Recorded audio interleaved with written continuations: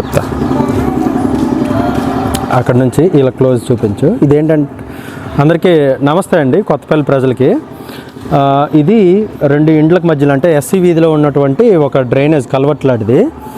ఈ డ్రైనేజ్లోకి ఏంటంటే మొత్తం ఇక్కడ ఈ వీధిలో ఏ ఇల్లు ఉన్నాయో వాళ్ళ వాడుకలు కానీ, ఎందుకంటే అటు సైడ్ చూపించమ్మా ఒకసారి, అటు సైడ్ చూపించు, అటు సైడ్ మెల్లగా, అటు సైడ్ డ్రైనేజ్ లేదు. సో వాళ్ళకి డ్రైనేజ్ సదుపాయం లేకపోవడం వల్ల ఏంటంటే డైరెక్ట్గా ఇక్కడికి వచ్చి వాళ్ళు చెత్త పారేయడం కానీ అలాంటివన్నీ చేస్తూ ఉంటారు. చూపించమ్మా. సో ఇప్పుడు ఏంటంటే డైరెక్ట్గా అన్నీ తెచ్చి ఇందులో వేయడం, మరి వీళ్ళకి ఆప్షన్ లేదు, అటు సైడ్ డ్రైనేజ్ లేదు కాబట్టి. ఇది ఎప్పటి నుంచో బాగు చేయమని చాలాసార్లు చెప్పడం జరిగింది. మళ్ళీ కూడా 3 నెలల క్రితం కూడా రిక్వెస్ట్ పెట్టడం జరిగింది.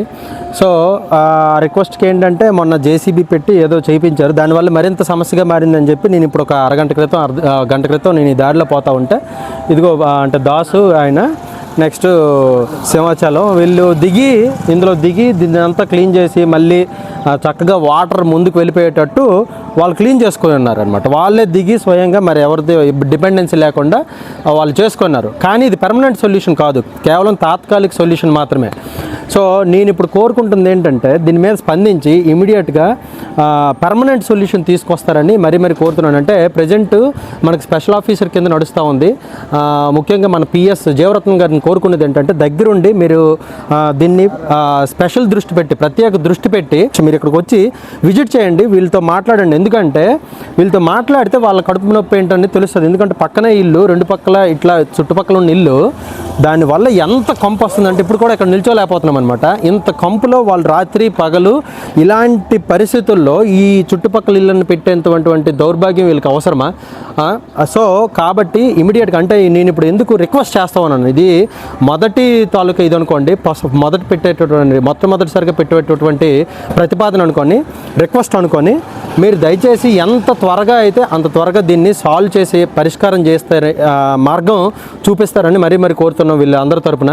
ఇంకొకటి, మనుషులు దొరకపోవడం అంటూ ఉండదు. ఎందుకంటే నేను మార్నింగ్ ఇప్పుడు గంట క్రితం వచ్చేసరికి వీళ్ళే స్వయంగా దిగి వీళ్ళు పని చేసుకోవడం జరిగింది, దాన్ని క్లీన్ చేయడం జరిగింది, అట్లీస్ట్ తాత్కాలికంగా పరిష్కరించుకోవడం జరిగింది. సో దీనికి గాను కూడా ఇది యాక్చువల్గా పంచాయతీ బాధ్యత. పంచాయతీ తాలూకా మనుషులు ఏదైతే ఉన్నారో పంచాయతీ వ్యవస్థ, అది ఉద్యోగస్తులు ప్లస్ వ్యవస్థ ఎలక్టెడ్ మెంబర్స్ వాళ్ళు చేసుకోవాల్సినటువంటి పరిష్కారం ఇది. సో మనకి ఎలాగూ ఎలక్టెడ్ మెంబర్స్ ఇప్పుడు ఇదైపోయింది కాబట్టి, కాలపరిమితి గడిచింది కాబట్టి, స్పెషల్ ఆఫీసర్స్కి మరియు పంచాయతీ వ్యవస్థకి నేను ముఖ్యంగా కోరుకునేది ఏంటంటే అట్లీస్ట్ వాళ్ళకి రావాల్సిన పేమెంట్లైనా ఇప్పించండి. ఎందుకంటే వాళ్ళు కష్టపడి మార్నింగ్ నుంచి వాళ్ళుగా చేసుకోవాల్సింది మీ బాధ్యత వాళ్ళు చేశారు. సో దీన్ని దృష్టిలో పెట్టుకొని తాత్కాలికంగా వీరు చేసుకున్నటువంటి పరిష్కారానికి వేతనం ఇప్పించి, అంటే తగిన డబ్బులు ఇప్పించి త్వరితగతిన తర్వాత కూడా దీన్ని సాల్వ్ చేస్తారని మరీ కోరుతున్నాం. ఇది వీలైనంత త్వరగా అంటే చేయకపోతే దీనికి నెక్స్ట్ వీడియో దయచేసి ఈ లెవెల్లో ఉంటుందని అనుకోకండి, నేను వేరే లెవెల్లో చేయాల్సి వస్తుంది. ఇప్పుడు నేను అవతల చూపించిన డ్రైనేజ్ ఇటువైపు నుంచి వెళ్తుందండి. ఇది మొత్తం స్టాక్ అయిపోయి కోరుకుపోయి ఇక్కడే బ్లాక్ అయిపోయింది అనమాట. ఒకసారి దగ్గర చూపించమ్మా, అలా ముందుకు రా చెప్తా. సో ఇదంతా బ్లాక్డ్ అనమాట. సో పంచాయతీ వ్యవస్థకి, అది ఎలక్టెడ్ మెంబర్స్, వార్డు మెంబర్స్ అందరూ కలిపి అక్కడ ఉన్న ఉద్యోగస్తులకు కూడాను ప్రతి ఒక్కరికి ఉన్న బేసిక్ బాధ్యత ఏంటంటే డ్రైనేజీలు ఎప్పటికప్పుడు క్లీన్ చేయించడం, ఎక్కడైతే బ్లాకేజీలు అయిపోయి ఉన్నాయో ఆ బ్లాకేజీలు తీపించడం వారి యొక్క ప్రాథమిక బాధ్యత. ఇది ఫస్ట్ బాధ్యత. ఇది ప్రాథమికంగా చేసిన తర్వాత వాళ్ళు ఏ పైన చేసుకోవచ్చు. సో ఇంత బ్లాకేజ్ ఈ కింద మొత్తం ఈ ఇంకా రోడ్డు కిందను కూడాను బ్లాక్ అయిపోయి ఉంది. ఇంకా అటువైపు ఎందుకు నీరు వెళ్తుంది, ఎందుకు కంపు రాదు? సో ఇది మీకు కనిపించడం లేదా? సో దయచేసి దీన్ని దృష్టిలో పట్టుకొని త్వరితగతిన దీనికి పరిష్కారం చేస్తారు. ఎందుకంటే చెయ్యాలి, ఎందుకంటే ఇది ప్రాథమిక బాధ్యత.